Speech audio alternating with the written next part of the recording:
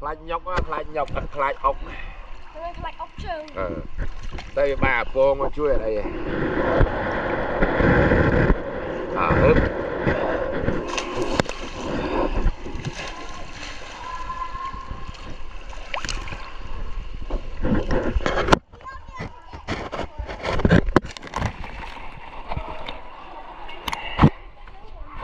Con gạp má đã ao cho con mới lời ao cho con mới